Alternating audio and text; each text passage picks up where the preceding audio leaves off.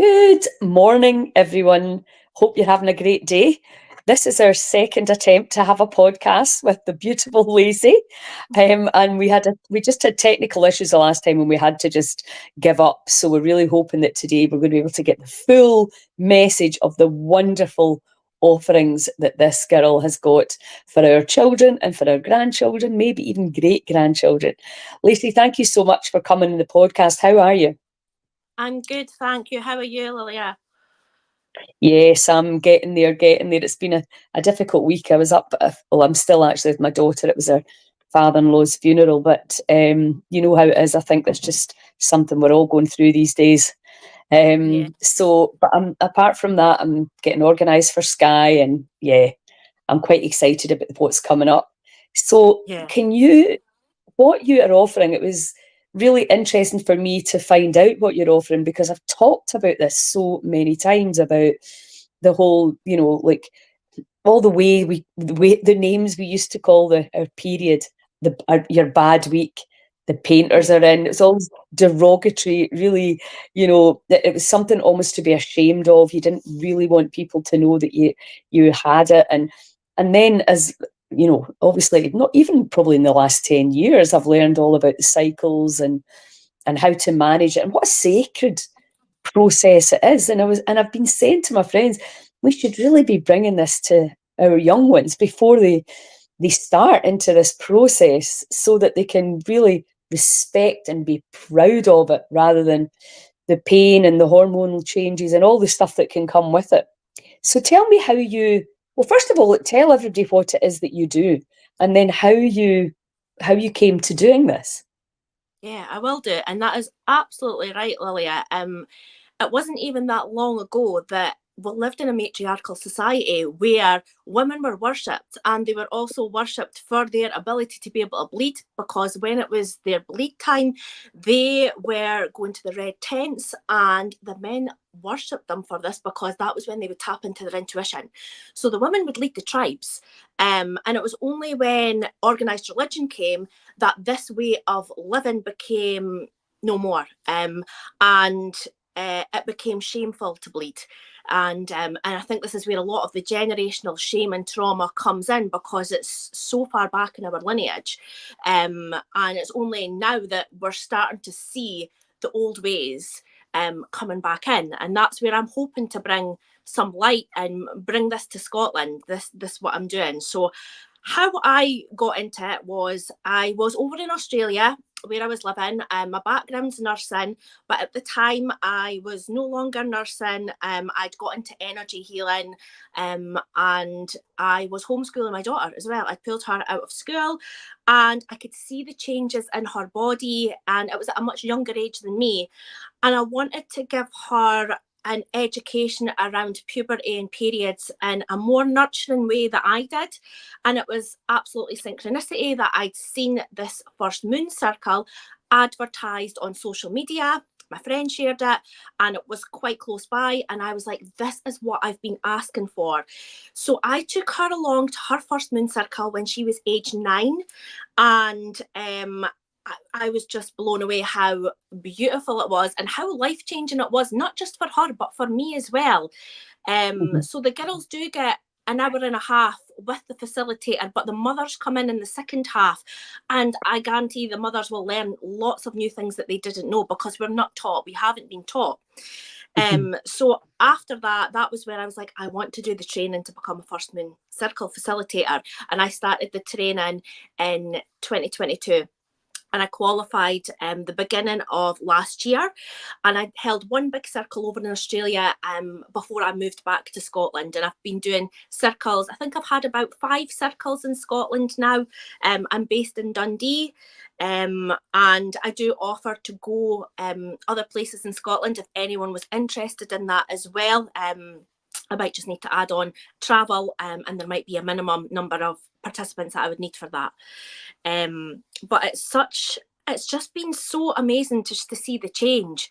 And even for my daughter, so she did, like, mother's intuition was right, and she did start her period just after her 10th birthday. So she did start younger, but because we had done the groundwork that transition has been so much easier than had it just started. It would have been such a shock. So we've been able to celebrate that rite of passage like what we did many years ago.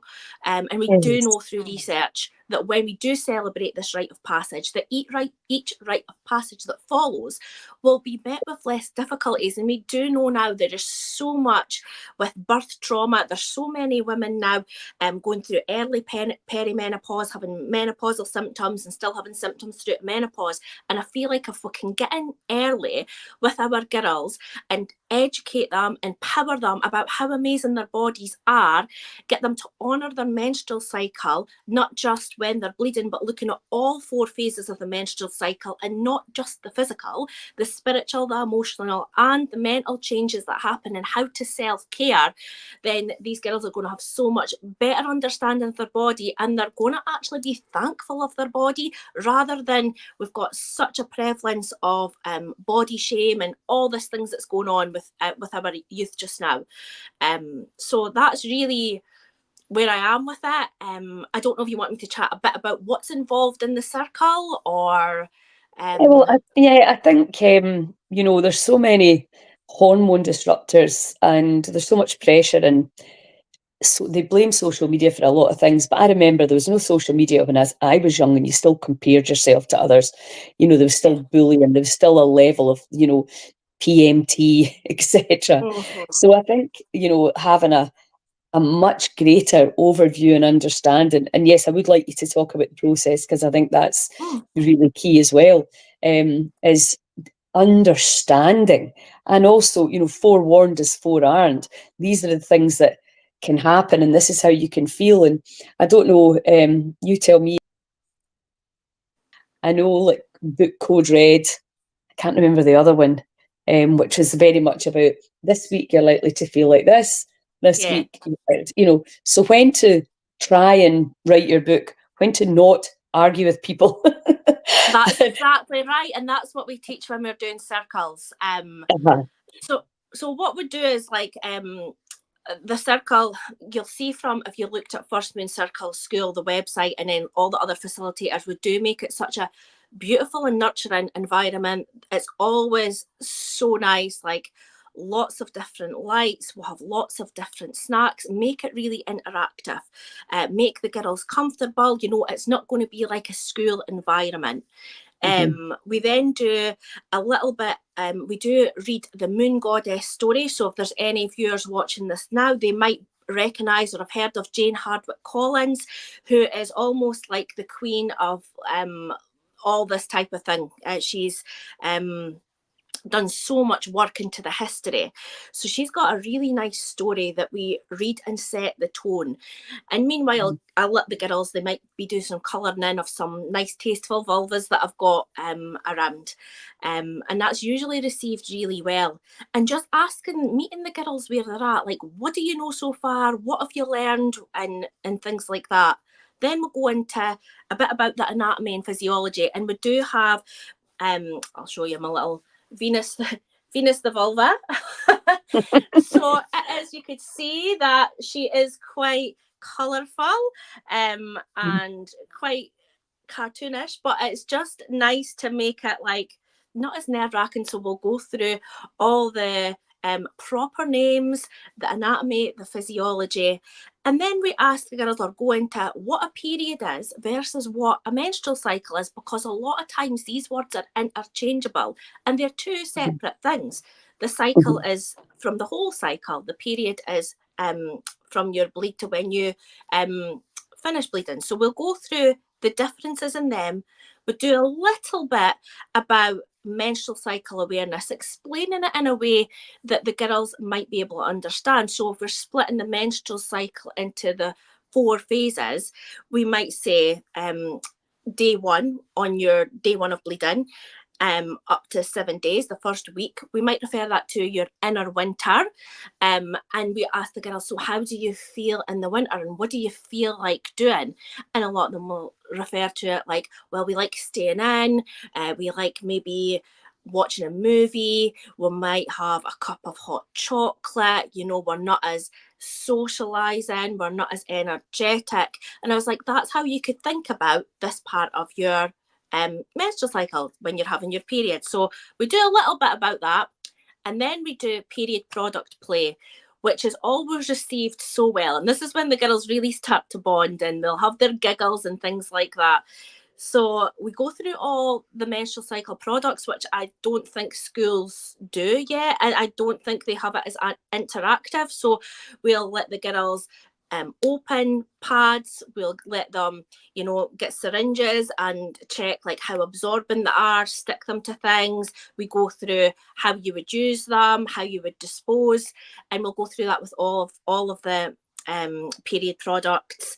We do emphasize as well, especially when the mothers come in, using earth friendly and trying to use organic products for the reasons that you were explaining, Lilia, with all these endocrine disruptors that are going about as well.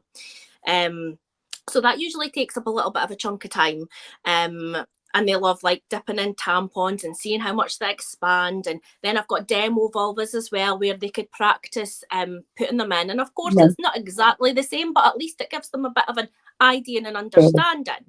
Yeah. We then have an afternoon tea. So this is when mums will join in, and I usually make things like maybe rainbow wraps. We've already got lots of snacks and a nice herbal tea for when mothers and caregivers come round, and I'll give an explanation of what the girls have learned so far. And the girls are usually really excited to see their mums and say like, this is what they've been doing. And it's almost like you can see the relief on the mother's faces, like, oh, this is just what I was needing, making it more open lines of communication. And then when the mothers come, we do the beading ritual. So we've got crystal beads that we will do. There's 28 beads, and we have a different colour for each 7 beads to represent the menstrual cycle. And whilst we're going through that and the mothers and daughters are doing that together, that's when I go a little bit deeper into menstrual cycle awareness and the importance of tracking your periods as well. And we've got some nice trackers for the mothers to take away as well, and they'll go away with a lovely 21-page colour booklet, all the information that I've shared during that time. And they also get a beautiful Moontime gift pack, which has different things like period products. There might be an essential oil roller, a lip balm, a Moontime journal, encouraging the girls to journal, jot down their feelings. I've got Moontime affirmation cards, which again is a really good thing for triggering journal writing, giving them ideas. But also they're quite good. I say this to the girls, you could also, if you're having a not so good day, you're feeling a little bit, you know, a bit down, you could even use these as ways of communication if you're finding actual verbal communication not so easy. So you can maybe just pin it on the fridge or something like that. They've got nice pens, just lots of different things which they love receiving that. The end as well, we like to do a bit of wisdom sharing if the mothers and caregivers are comfortable with that. So I ask them to light a candle and then maybe explain, we don't like it being too negative, but maybe what their experience of menarche is, like what their first period and puberty was like, and maybe how they would like to change things as well for them, and just reiterating that, you know, it's open communication and that it's just that bonding time, and it's just so beautiful. Like there's always, like there's usually me crying, but the mums might shed a tear, there's hugs, and it's just such a beautiful event. We do have first moon circles that are worldwide now. They are on 5 continents. I believe in Scotland at the moment, there's me and there's another girl that I don't know if she started yet, but she is qualified. But at the moment, I think it's me that's doing the circles. There are some facilitators down in England as well. But there's training twice a year, so we're just hoping it's just going to get bigger and bigger. And yeah, we're going to help the next generation and the generation to come, because you know what it's like, you're breaking cycles, and then the next generations are going to benefit from that too. Yeah, I mean, it's just a fantastic idea. And what you're really describing is just a very thorough education process around the most natural thing about how human beings get created. And I'm really not sure why we're not already doing that. It seems crazy. I was at a festival in the summer, and this girl came out and she was talking about sexual trauma, but she brought out a model of the pelvis and all the different areas where our kind of lower reproductive system can hold pain and hurt, and it was so like, it was actually quite sad in a way to see, that this is why are humans doing this to each other, hurting each other. But it was also really helpful to see, right, all these areas of the body that have a consciousness of their own. Yeah. And that's the whole thing around the period, is how we've perceived it, the narrative we've been given, which is just crazy, and it's just not even accurate. So I think it's not accurate. Yeah. And they're now saying it should be. It's almost like it could lead your, like how you're describing it and how it holds emotions. You're so right. Like, if you're having painful periods, what we would say and educate, so what is causing you anger or pain in your life? If you're having heavy bleeds, we'd be like, well, what is draining the life out of you? Like, there's an energetic and an emotional component to your period that you could tap into, and you could begin to heal yourself just by looking at your period and how. And another one, like if you've got sort of really, really bad PMS, or we've now got women that have PMDD. How are you on your period? Are you actually having your rest and reprieve? When we think about it and relating it to a season, in winter, that's when we're meant to have our downtime. It's the same as when we're on our periods, and I know not everyone has the privilege to like down tools for like however many days you're bleeding, but even just not overbooking yourself and making sure you're not running about doing a mad spring clean in the house or whatever else it might be, days out, things could be cancelled. Like, it's bringing it back to having that rest and reprieve, looking at what worked in that cycle, what maybe didn't work in that cycle, and then planning your next cycle appropriately so that you're not going to have all these symptoms. Yeah, and it's working with the cycles. And well, apart from the fact you need to be aware that there are cycles, and how integrated it all is with nature and with the moon and all of that, it's quite a phenomenally intelligent process. And being aware, I think you getting the girls together and understanding, you might feel like this, you might feel like this might happen, because you certainly, when I went into it, you went in, you hadn't a clue. Not a clue. So to be able to, and it's only years and years later you talk to your friends, and sometimes you think you're crazy. And yeah, I used to get a lot of pain with my periods, and have very heavy periods. So and that was just something you just had to suck up. So yeah, it's I think it's to get this subject out into the open and to talk about it is something without embarrassment. And that's the other thing I wanted to ask you about is, are they not awkward? Are some of them awkward, or do you think because of the age you get them in at, there's no awkward feelings? I feel like they seem to relax quite quickly into it. Like, I always think, oh, how is it going to be? But you wouldn't believe how quickly the girls are so receptive, because a lot of mothers will reach out beforehand and they'll be like, oh, I don't know what my daughter's going to be like. I don't know whether to bring her along. Like, she's quite nervous. She doesn't like being away from me. It's something very, very new. But I'm always amazed at how quickly they come round. I don't know if it's because how we set the tone, and this day's to celebrate them.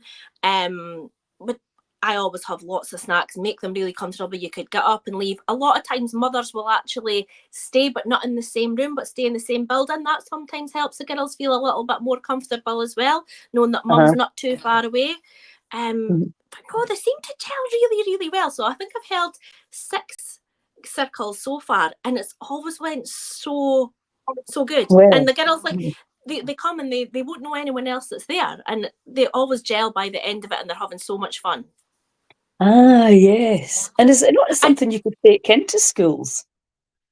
I do volunteer with a social enterprise called Her Story Scotland.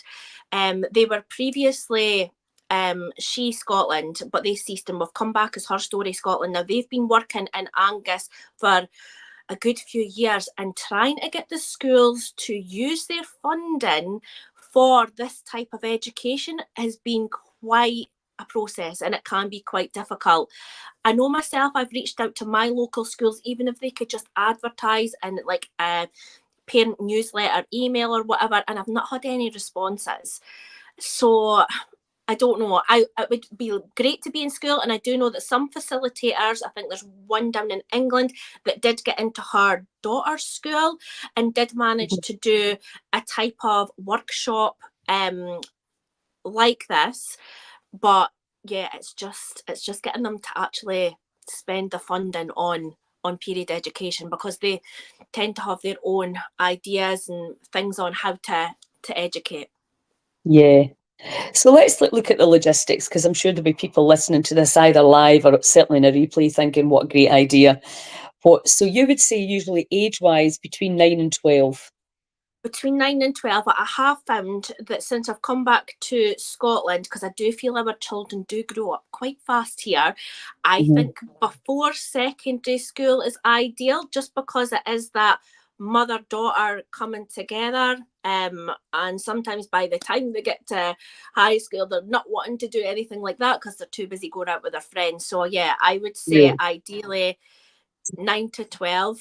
Even you could even get in younger. I have had some girls who are 8, and because they were maybe more mature and they were at that level that they were able to receive that that type of education, they were fine. So yeah, I have had some 8-year-olds, but I don't think I've had any older than 12. I think that would probably be, but I'm open if it over 12 wanted to come, they're more than welcome. I do say anything from sort of 9 to 15, but yeah, it's just meeting them where they're at, really.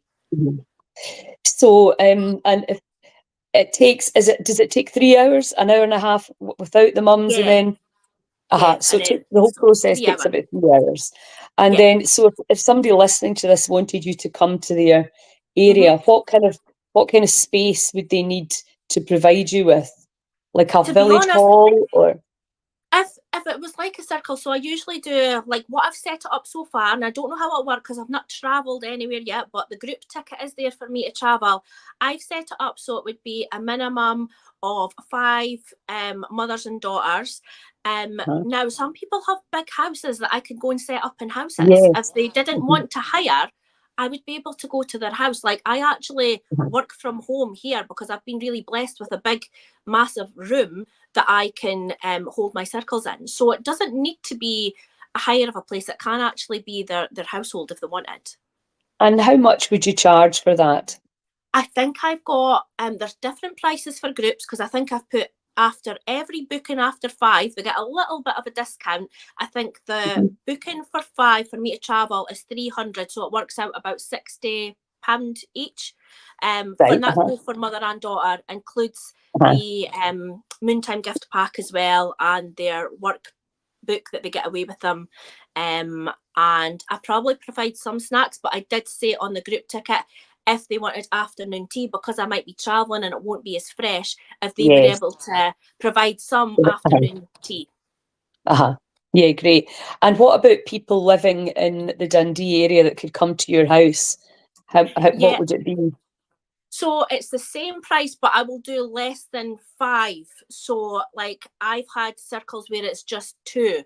And I used to have a tiered pricing, but it was just becoming a bit unsustainable because I wasn't getting the numbers that I was hoping for. So it does work out £60, and that is for mother and daughter to attend. But I do include, like, I'll do the afternoon tea for that. So I'll provide that, and that's included. Right. Well, that's a fantastic deal. £30 each to get that information, and it's for the rest of your life. A whole day out, and it's a life, like I say, it's life changing. Like, this could change the trajectory for that girl's life. Like, it could be a case of, like, they come to this, they become, like, they're so empowered, like, it ends up like preventing birth trauma, or do you know what I mean? Like, so it's life changing. You should come along to one of our festivals and do a talk about it. I would love to do that. I need to come along to one of your festivals. You've got one next year, isn't it? We've got one in So, Skye on the 26th yeah, of March, and then we've got one in Tarbert 2 weeks later, around the 12th, 14th. yes. So if you're, just let me know if you want to come and speak at one We'd or two of love these, that. because I think it's a really important and powerful conversation. And Yeah. it sounds like you really can help women see that whole process in a completely different way, which I think is key. And is there any follow-up circles after that, or is it just a sort of one-off? It's a one-off event. And saying that, I do say to the mums, look, just reach out anytime. I'd love to keep in touch with you if you've got any questions. So I do have a lot of the mums that will get in touch. I've even had one of the girls that attended last year reach out and say, Lacey, I've got my first period. I started my period. So even the girls will keep in touch. So it's amazing. Aye, so you create your own wee network, own wee tribe. That's fantastic. Well done you, and I'm glad you're back in Scotland, because it's actually so nice to see so many super cool things happening in our land, because it is, everywhere I go, I'm meeting people that are doing amazing things, and that's really what Heal Scotland was all about, was to be the kind of umbrella to bring all the amazing things together, so that people can go on one site and go, right, okay, what's on in Dundee, what's there, who's doing this, any good therapists doing moon circles, it's just brilliant. No, you're doing amazing, Lilia. It's a brilliant platform. I even had one of my friends reach out today and was like, "Oh, I just seen you're going to go live, Lilia. I was at the water fasting event. Like, it was amazing." So yeah, you're doing good work, James. Yeah, yes. Yeah, it's fantastic. It's just getting bigger and bigger and bigger, and there's more and more people getting involved all the time, because we have to make the change. The politicians aren't going to do it. They're too corrupt. They have their own agenda. They don't really, really care about our children, and certainly about our daughters' periods and stuff. We're the people that have to get the message out about this. I think it's absolutely critical work. It can just change a whole trajectory for your life. So thank you for that. And anybody watching, you can just, do you have a website or I don't have a website. I'm on social media, so I'm Healing with Lacey on Instagram and Facebook, and I'm on TikTok as well. Right, so I'll just put that in the comments. Hi Dana, thank you. Well, I think unless anybody's got any questions in real time today, you've got all the information you need, and you can contact Lacey and create your own circle. And you have a look at our dates. It'd be magic to have you doing a talk on this I would love at the that. festival. Yeah. Okay. Amazing. Okay, thank you so much. Okay, cheers now. bye-bye. Bye. Bye.